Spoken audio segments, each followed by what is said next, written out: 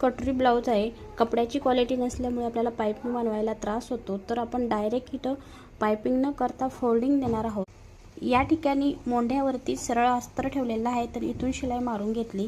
आता कटोरीला सुद्धा सरळ भागावरती अस्तर ठेवून वरच्या सरळ भागावर अस्तर ठेवून इथे शिलाई मारून घेतलेले आहेत.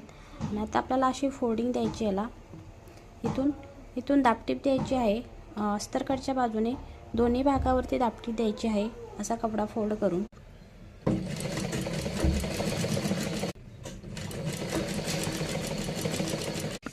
आता दापटीप देताना आपल्याला दापटीप अशी द्यायची आहे की आपल्या ह्या अस्तरकडच्या भागाकडून दापटीप द्यायची आपल्याला वरून. इथून बघू शकता या ठिकाणी मेन फॅब्रिक आहे तिथे आपल्याला फोल्डिंग करून अस्तरकडच्या बाजूने दापटीप द्यायची, या बाजूने द्यायची नाही.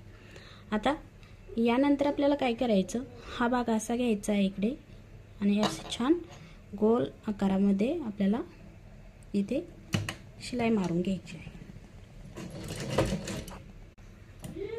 आता या भागाला सुद्धा अशी शिलाई मारून घेऊयात.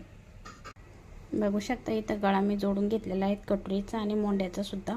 इथे 2 लाईन कटोरी घेतलेल्या आहेत कारण कस्टमरची साईज खूपच कमी आहे, फक्त 28 साईज आहे.